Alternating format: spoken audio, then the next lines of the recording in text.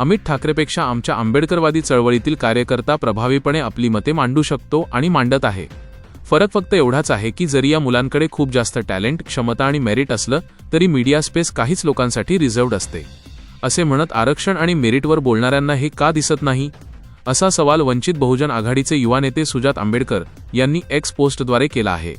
सुजात आंबेडकर म्हणाले की मी कोणाची खिल्ली उडवत नाही, पण आज देशभरात आरक्षण आणि मेरिट या मुद्द्यावर बोलले जात आहे. त्यामुळे अमित ठाकरे यांच्या भाषणावर बोलावसे वाटते.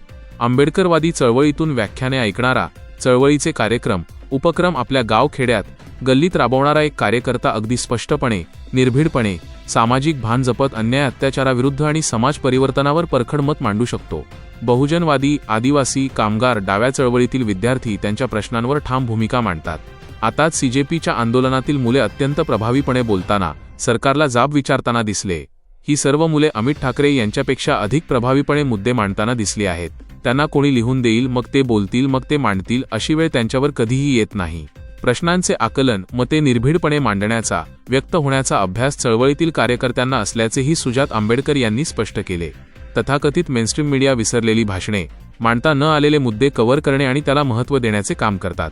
पण याच्यापेक्षा कित्येक पटीने सक्षम असलेल्या चळवळीतील आणि आंदोलनातील लोकांना दाखवण्याची हिंमत का करत नाही, असा सवालही त्यांनी उपस्थित करत त्यांच्या योग्यतेचे श्रेय त्यांना कधीच दिले जात नसल्याचेही सुजात आंबेडकर यांनी म्हटले.